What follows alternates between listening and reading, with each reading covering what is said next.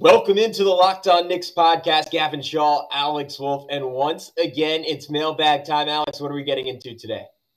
Well, we're going to talk about where the Knicks' last two draft picks worth of draft will go in a redraft. I don't know. That's really confusing to say. We're talking about Quentin Grimes, Immanuel Quickley, Obi, Sims, and McBride, where they go in redrafts.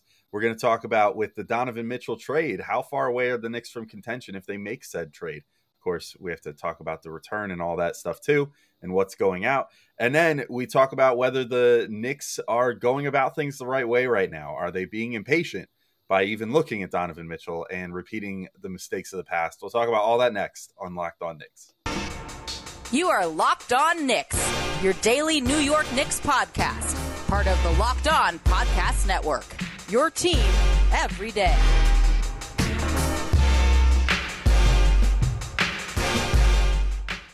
You are Locked On Knicks, and I want to thank you for making Locked On Knicks your first listen today and every day. We are now available on all platforms, including on YouTube. And you know that if you're seeing our smiling faces, but whose smiling faces are you seeing? I'm Gavin Schall, a play-by-play broadcaster. He is Alex Wolfe, editor-in-chief of, I'll say it, the greatest Knicks website out there, The Strickland. You can check them out on all social media at thestrick.land. This is Locked On Knicks, and Alex, I'm so happy. It is mailbag time once again, and there is only one place we can start with the creator, composer, originator of our theme song, Mimar Sinan, a.k.a. the Stormbringer, a.k.a. your old pal. He actually is our old pal, so it works out well. That's his handle. You can follow him at Mimar Sinan Music. Please throw our guy a follow. He is just a fantastic dude who's been on this podcast, and if you can tell by our intro, very good at what he does. And he wants to know, if you guys have time, where do Grimes, IQ, OB, Sims, and McBride go in redrafts? I suspect most, if not all of them, still very young, mid to late first-round picks. Shouldn't Utah's request of multiple picks be offset by this fact the kids they want are kind of first-rounders, though? Alex, I did the exercise. I can't confirm they are mid-first-round picks, or maybe a little higher, but where do you have all these guys? Yeah, well, so I'll read off your. Well, actually, you know what? Here, why don't you read off your ranking, and I'll tell you where I stand on these. That works. Okay. All right. So I did the full thing, right? And I was a little worried that I'm probably slightly biased just because I watched these guys so much more than some of the other young players in the class. But I did my best to balance that out. So we can start with the most recent draft, 2021, that had three of these guys.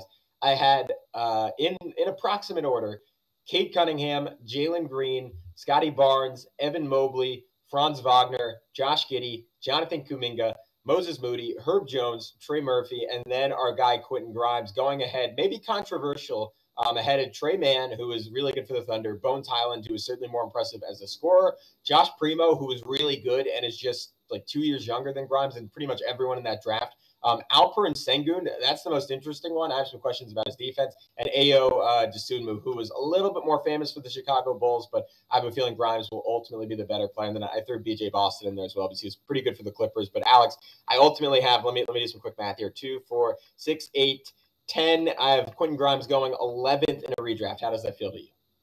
Yeah, I think did you say Zaire Williams when you were going through that too? I did. Yeah, I had him going. I did not write him down here, but I did at one point. He should be on your Twitter list. He was between Kuminga and Moses Moody. So I added him in on the list because I realized I forgot him. All right, yeah. So 12 for Grimes. Yeah, I would potentially. I mean, if we're talking about 2, 4, 6, 8, 10, I would potentially have Grimes going as high as 10 on your list. I mostly agree with it, though. I mean, I think I'm a little more sold on Grimes than like Herb Jones. I think the Herb Jones hype has gotten a little crazy, if I'm being honest. And Trey Murphy as well. You know, I know that they both were on the Pelicans, who made their little Cinderella run and whatever, but ultimately the Knicks were better than that team. And it's not all thanks to Quentin Grimes, but you know, I think that if we're going to give like Herb Jones and Trey Murphy, you know, I feel like they're getting a lot of the credit for New Orleans being as good as they were this past year, or, you know, making the play-in basically, and then, you know, advancing their way to the playoffs through it. And, you know, again, the Knicks did actually, despite having a disappointing year, finish better than the Pelicans this year. So I don't really think the like team success is a huge barometer here for me. I do think that Grimes particularly after Summer League, I feel pretty, and I've seen people in our YouTube comments or whatever being like, you guys are overrating Grimes, like, after just Summer League and stuff. Yes and no. Like, I think that the Knicks, as we were talking about with Benji, do a good job of using the Summer League to sort of test things with their marquee young players, or the guys that they want to be marquee young players. And I think that's what they did with Grimes this year. They gave him more reps, with the ball in his hands, and he showed a pretty good amount of poise and, craft as far as what he can do with the ball in his hands. So I think that that's going to be a separator for him between Herb Jones and Trey Murphy. So, I definitely see it, what you're talking about, especially with the age, like Cade, Jalen, Scotty, Mobley, Franz, Giddey, Kuminga, Zaire Williams, Moses Moody, for sure. I mean, they're all just so young, and they still have so much potential. Moses Moody maybe didn't show as much in year one as Quentin Grimes, but he literally played for the NBA champion. Same with Jonathan Kuminga, but they both showed so many bursts of, potentially elite talent that you can't write them off because of how young they are, compared to Grimes and how much more room they have to grow. So I think I'm sitting about 10. I think he could probably go 10th, and I don't have any problem with keeping him above guys like Mann, Bones Highland, Josh Primo, Şengün, especially Ayo Dosunmu, and, like that. So I think most of your list is pretty good. I might just put him ahead of the two Pelicans guys. Yeah, I think the only counter argument I make is like Herb Jones was like first team all rookie for a reason. Like I just like elite, like Grimes is going to be really, really good defensively. Herb Jones, I think, has a chance to make multiple first team all defense his career, and his shot started looking better. Counter argument is he's something like almost 2 years older than Quentin Grimes is. So there's a chance Grimes is that good or better at the same age. And Murphy, to Benji's point, like Grimes is 6'5", Murphy 6'7". Very similar profiles as elite shooters. Murphy was also right around 40% from three. Murphy also came in and dominated Summer League. So that was my thinking, but I could be talked out of because I love Quentin Grimes. I think an objective observer looking at this, Şengün would be the one that people took the most issue with. Like if we had Jackson Gatelin on right now, host of Locked On Rockets, he'd be yelling his head off. But Şengün, I think, has the chance to average like an efficient 24 points per game in his prime. But he just strikes me as someone who is always going to have trouble staying on the floor in the playoffs, while Grimes is kind of the consummate guy that you'll be able to play 35 minutes per game in any playoff series at any point in the next 10 years or so, and he'll be a plus player. So that's why I like Grimes. I didn't carry out this full exercise with Sims and Deuce and draft out the entire first round because after the top 15 or so, I honestly started to lose track of how good those rookies were. But very quickly, I had Sims going probably somewhere in the early 20s. You could talk me into like right behind like everyone I had ahead of Quentin Grimes, but right around there feels right for Sims just because of his age. And then Deuce, I think right at the end of the first round, I'd argue just because of his G League play, he probably improved his stock a little bit relative to some of these guys who just didn't do anything their rookie years. But then maybe not that he was terrible in Summer League, but some of the lack of improvement in terms of his ability to get all the way to the rim would cap Deuce from going higher. But Alex, would you disagree on either of those two? Not really. I mean, I actually would maybe have Sims a little lower, mostly just due to like I think that he would be more towards where Deuce and Rokas got drafted in a redraft, like early second round. I still think the teams would look at him and be like, is he going to be more than like maybe at his best a starting center in the league at some point? And how much is that worth to us? Is that worth a top, 25 pick or whatever? Is that worth even a first round pick? Because, ultimately that would mean you'd have to give him the guaranteed contract from day one, which I don't know if, I think the teams would want to go the route the Knicks did still and see if they could get him on a two-way to start things off and, just see how things go. But, knowing what we know now, obviously, I think it's pretty clear that he's at least going to be backup center material for his career, which does hold some value, but with the limited value of centers now, and he's not a backup center that can stretch the floor.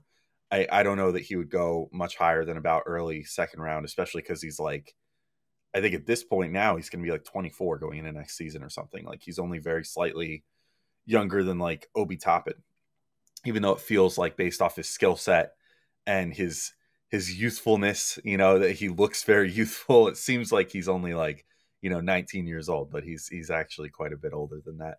As far as Deuce, I think he would be the one that I think would maybe go in the 25 to 30 range. I think that was where he would have gone on draft night anyway, had he not positioned himself towards the Knicks. Like, I think the Knicks zeroed in on him, and he zeroed in on the Knicks in many ways. I do think that he showed enough, like, through the G League and stuff, and also just his impact metrics, like the crazy net rating of him and Quickley on the floor together, that just shows that, like, even if this kid isn't scoring the ball, he's making huge impacts by how great of a defender he can be. I think that maybe that would be a swing factor for him. But Gavin, we can get into the 2020 draft and where we would have Quickley and Obi going, speaking of those two, in just a moment. But I did just want to remind everybody that today's episode is brought to you by BetOnline.net.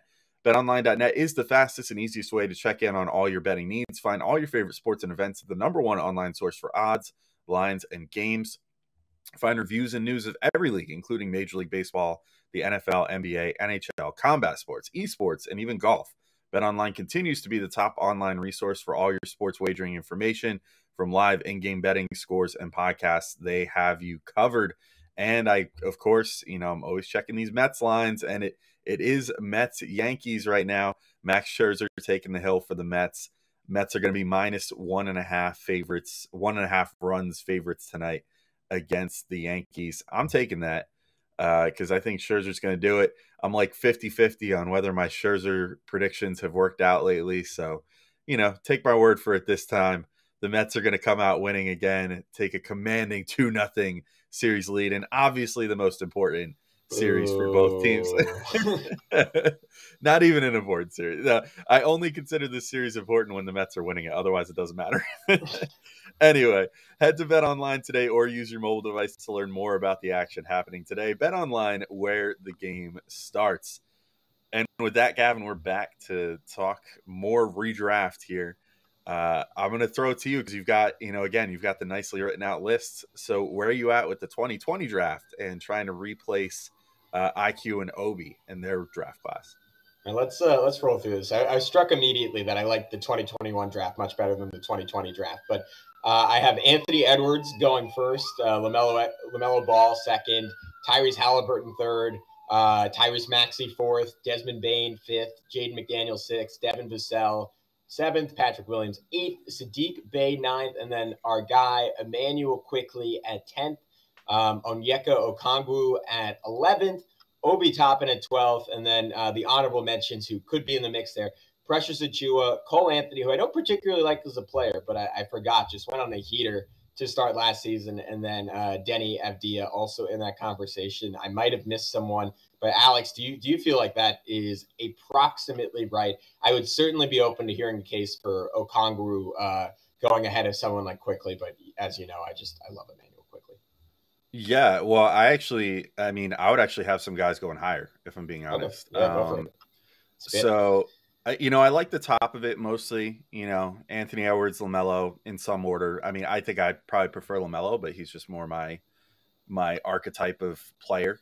But, either way, both really good players. Halliburton, I think that much to our chagrin, we wanted to have IQ work out better than him. I think so far Halliburton is working out better. Maxey, same deal. And then Desmond Bane, efficient 18 point per game or whatever he averages here. McDaniels, great Swiss Army knife. Vassell is one that I maybe take a little bit of exception to. I don't know. I do understand that, much like what we were talking about with Grimes, he is sort of like the archetype that you want in the NBA. And that was part of why we wanted Devin Vassell to be drafted instead of Obi at draft time. But I don't know. I do think a little bit that he hasn't necessarily knocked my socks off so far in his time in the NBA. And like, unlike IQ and Obi, he's been given plenty of opportunity. Like, he had 17 minutes per game his rookie year, averaged 27 minutes a game this past year, was still only shooting 43%, 36% from three, averaged 12 points, 4 boards, not quite 2 assists. His defensive impact is always going to be great. which is part of what made him appealing as a player to begin with. But I guess the people outside your apartment don't enjoy my Yeah, take. I hired some people. If you said anything bad about Devin Vassell, they were told to do that. Honk the horns, man, jerks. Yeah. Anyway, so I think I would maybe move him below Patrick Williams just because of the Patrick Williams. I still think is holding on to that like youthfulness. That's fair. That's totally fair. Yeah. Yeah, like he's still got so much potential just based off his age. Now, like if I'll throw this out there. Like Patrick Williams was holding up a Rudy Gobert trade. I don't think Devin Vassell would have held up a Rudy Gobert trade. So it's a fair point. Yeah. Exactly. So I think I would flip flop those two, and then Sadiq Bey, I think I'd put below Sadiq Bey and Onyeka Okongwu. I think I would put below both IQ and Obi. I think I'll put IQ and Obi right after Devin Vassell there, and it would be a pretty small margin between those two. I just think with Bey, I understand he averaged like 16 points a game this year, but the dude shot 40% overall as a wing. He was like 37% on threes, though. I'll confirm that. But he wasn't like look at IQ though. Like IQ was 39% from the field last year. Right. But I think you got to look at the difference between what their roles were, right? Like Bey is not a self-creator, and I think that's one of the big differences here. I also think one of the only differences between Bey and like IQ and Obi is opportunity. He's been given the freedom to just play 30 minutes and make mistakes and everything on the Pistons, and IQ and Obi have not gotten anything close to that. Obi still struggles to find 15 minutes a game behind Julius Randle in his second season. So he averaged literally 17 minutes a game this past year, and that was buoyed by a big influx of playing time right at the end of the year. So I think that I would put Bey below them just because I could see higher ceilings for IQ and Obi. Now I'm sort of like going against my own points by saying that Obi's that high with the draft age thing and like how much better he could be. But I do think that Obi, unlike a guy like Sims or something, does have sort of a weird basketball trajectory where, things have gone at a very different rate for him. Like him coming out of college is, at the age that he did, it was almost more like he was like a sophomore or something. Like his whole progression curve has just been really late. He's like the most late bloomer ever, as far as how his high school and college journey went and everything. So, I still give him more points for being able to get better than most guys that are going to be like 24 going into their third season. So that's why I have him higher. And IQ, I just think, the self-creation and all that stuff, plus what we saw at the end of the year, I think do enough to push him ahead of a guy like Bey for me. And then Okongwu, like, I understand he's a better player, but it's sort of the similar thing to what we're talking about with Sims, or what I was talking about with Sims, where it's like, yeah, he could be a really good center and a really good starter, but like, what is he offering you that is like a game-bending, skill in the current NBA? And I don't know if there is anything for that. I think that it's sort of just like, okay, well, he can eventually be a good starting center, but like even some of the best starting centers that we've seen, like Miami is thinking about trading Bam Adebayo, for example. They've at least entertained the offers at this point, according to reports now, because guys like that, which is what Okongwu profiles to be at his best potentially, just they could be great, but maybe not necessarily push the needle far enough in current playoff basketball to make you a actual contender. So I wonder how teams would prioritize a guy like Obi versus Okongwu, even with the draft age difference and everything else. Based off what we've seen so far, I think Obi offers more in terms of like a modern NBA archetype. Yeah, that's totally fair. I think my logic is, I think Okongwu has a chance to be an elite defender. But to your point, maybe if you think Obi can score 20 points per game in the NBA, then he could definitely profile ahead of him. Sadiq Bey, I would not trade Immanuel Quickley or Obi Toppin for Sadiq Bey. I think that's more of an acknowledgement that he's done it. Like he's been just a more productive NBA player, has been a starter. Again, a lot of that could be situational. So I was maybe curbing my own bias too much there. What do you think about Immanuel, real quick, because I know we got to take a quick break, but what do you think about Immanuel Quickley versus Cole Anthony? Because I think a lot of neutral observers, again, would say, well, pretty similar players. Anthony was like the slightly more productive of the two. To be clear, IQ was more efficient, but Anthony averaged, like, I think more points and assists and rebounds per 36 minutes. Anthony's like clearly a better athlete, especially around the rim. IQ's a much better shooter. To me, I watch Cole Anthony play and I see someone who, like, as much as people say Quickley isn't a point guard, I feel that way stronger, honestly, about Cole Anthony. Like, he's really someone who hunts for his own shot. And Quickley, I think, strikes a very good balance of those two things. And maybe that's my bias showing through. But I think the two guys I had behind these two, Quickley over Cole, and then Obi over Precious Achiuwa, who, again, for a playoff team in Toronto, played a role and nailed threes and was very good defensively. Do you think that's some bias on my part, or do you think those two are fair? No, I think those two are fair. And I might be being biased too. Sure. We'd have maybe not the best person to ask. We'll rope Sean Woodley in here real quick. But I think, as far as Cole Anthony, again, I just think it's a difference of opportunity. He's been given the opportunity to be Cole Anthony, for better or worse. You know what I mean? Like, Immanuel Quickley and Obi Toppin have had to deal with having Tibbs as their coach and having to scratch and claw for every minute and be ultra scrutinized for every mistake and everything else. If Cole Anthony got yanked for every like bad defensive rotation or bad shot that he took or whatever under Tibbs, he would have played like 10 minutes a game his first 2 years, because Tibbs would have gone nuts, because he would have been like, what the hell is this kid doing? Quickley has had to learn to be a much more refined player. And maybe, I guess that's the weird benefit of having like a drill sergeant like Tibbs as your coach that, seems to make the younger players like really work for their minutes, is that, you don't run into scenarios where guys are, I guess, like just being given minutes, just like on a tanking team and just saying, whatever, go have fun with it. And it leads to better refinement of them. Same thing for Obi versus Precious. Like, I think Obi provides great defense too, but also probably provides more on offense with his cutting and his finishing around the rim, his legitimate ability to get the ball on the perimeter and like put it on the floor himself and drive it in and finish at the rim, I think is really great. And that's going to be something that's going to benefit him as his career goes on. The burgeoning 3-point shooting, which we saw like as soon as he was given the freedom, again, this all just comes down to freedom. But like once he was given the freedom to play and not have to be ultra scrutinized towards the end of the season, all of a sudden that 3-point stroke came around when he wasn't always looking over his shoulder. I think I definitely give Obi the nod over Precious as well. So I don't think that's like too biased or anything. All right, I'll take the compliment.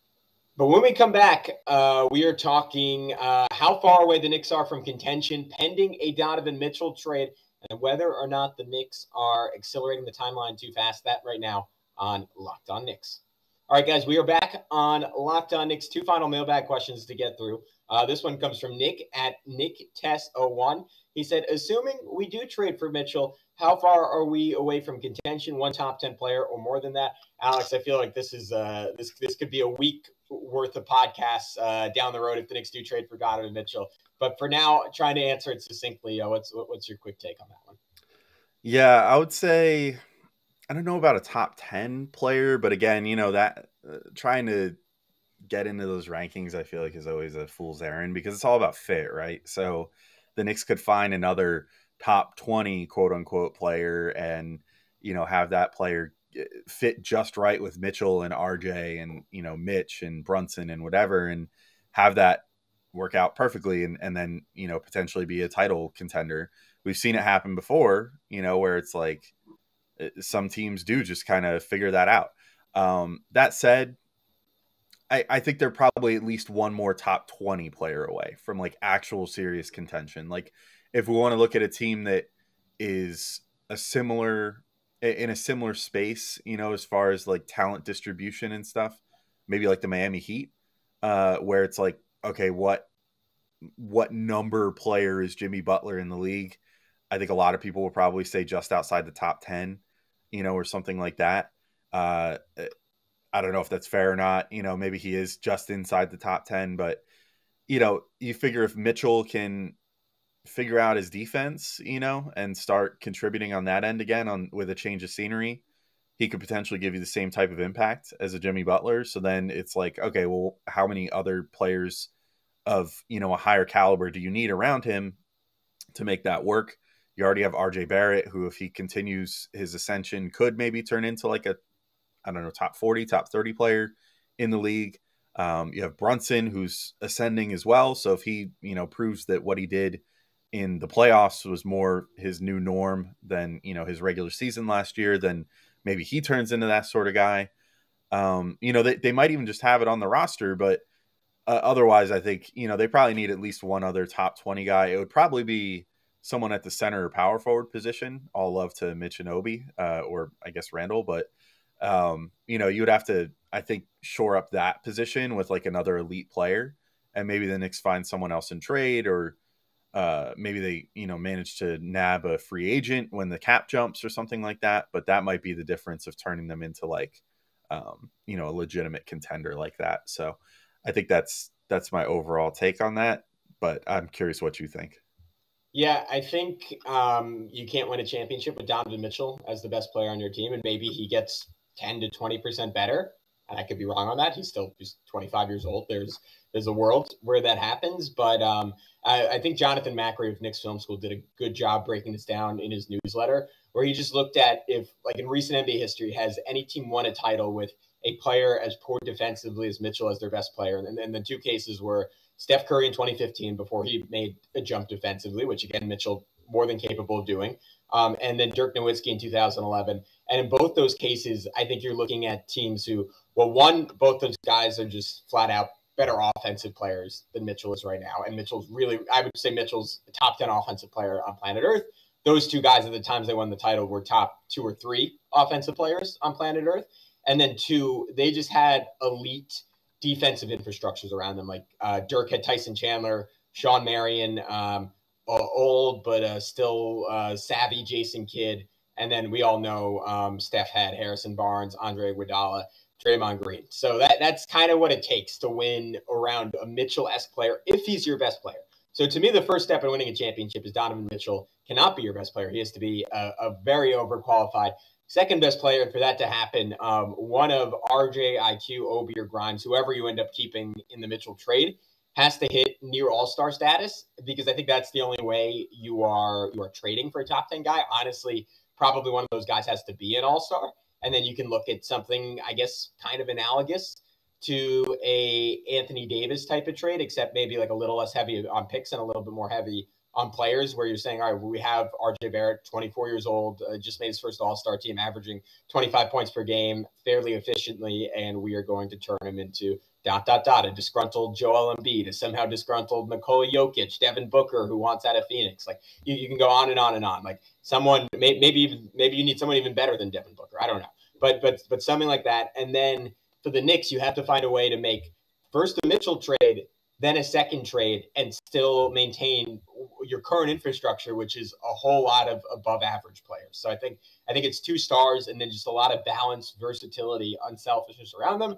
And then you, excuse me, I have a chip in my brain that doesn't let me talk about the Knicks winning a championship. But you have to, it's a lot of steps, right? Because they're just like, you go through the NBA, like the Bucks with Giannis, the Celtics, like reloading around Tatum and Brown, maybe getting Kevin Durant. The Warriors are, I mean, man, if Kuminga and Moody make a jump forward, like they're going to be even better next year. Like it's really, really tough to be to be a legitimate, like capital C contender.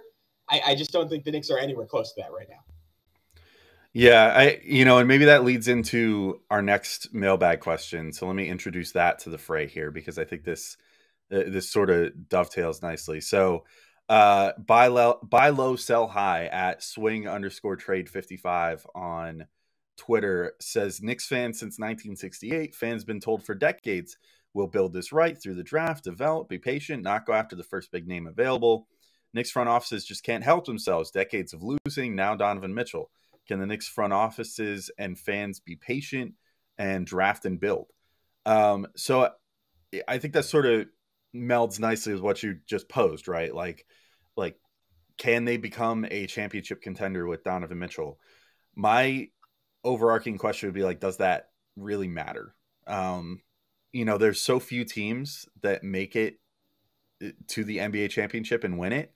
you can the Warriors. I mean, sometimes you just run into like a dynasty like the Warriors, and they win a ton of championships. And this seems to happen in almost every era where there's one team that wins like an outsized number of championships for a stretch of time just because they're so good. So that takes up about half the championships. Then there's like so few breakthrough teams, it feels like, that, manage to sort of go on a run like a team in the NFL does, for example, or a team in baseball. It's like, I think the NBA is the one sport where thanks to the nature of the 7-game series, plus like the nature of basketball, where things just seem to even out more than like baseball, where, in baseball, or even I guess in hockey to a degree, or maybe hockey is maybe the other good example, sort of like basketball, where, the talent just sort of always wins out. But like, baseball, it's so much about like hot streaks and stuff, that sometimes one player or one, lineup or whatever just goes on a heater, and that could propel a team all the way to the World Series or whatever. That doesn't really happen as much in basketball. Like generally the most talented teams, short of an injury, end up winning out. And we've seen so many years now in the NBA where, short of injuries, the two teams that we expect to be in the finals end up in the finals, and the result happens that we expect. This past year probably is an exception, because I don't know if anyone at the beginning of the season would have been like Celtics Warriors. Definitely. That's definitely going to happen. But like, I think as far as the Knicks with Mitchell, I don't necessarily know that making a move for Mitchell, of course, the final package is going to be telling of this. Like if they give up all of their available draft picks, which is like 8 of them, plus all of their young players, plus, some of their NBA, ready players, then okay, yeah, that's too much. And obviously they're doing too much to mortgage their future. But it sounds like if that was going to be the case, that deal would have been done already. So, I think that when the dust settles, the Knicks will have made a calculated risk, and they've essentially built through the draft for like 3-4 years now. And this is sort of the move you make, because I say this, I haven't said this in a while, but draft picks and young players have expiration dates as far as when they stop being cost controlled young players and become NBA players that are paid what they're meant to earn. And we're already starting to see that expiration date come up on some of the Knicks young core, like RJ Barrett, who's going to get his rookie extension sometime this offseason, probably. He's going to end up getting that. And then all of a sudden next season, he's being paid like, an NBA player for his production level, or perhaps even more than his production level, banking on, future improvement. And, that's where you have to consider these things. Like they have this great collection of young talent, but part of doing that is setting yourself up for a trade like this so that you can trade some of your young talent, trade some of this surplus of draft picks that you've built up, maybe to a fault with the Knicks. I didn't love their draft night, trading out and getting those extra first round picks, the protected ones. But if those help you get a Donovan Mitchell, then they become more valuable. And it's a worthwhile gamble, because that's what you make these moves for. And everything, including draft picks, has an expiration date. Like draft picks look better before they happen generally, because once you make the draft pick, then all of a sudden that's a player that has to produce. It's not just like a pie in the sky asset that you can say, but it could be anything. It could be an all-star, So I don't think that it's skipping steps if the Knicks do this. And I also don't think it's a failure if they just put together a good team for a number of years and don't win a championship. Like, I don't think, well, I don't know.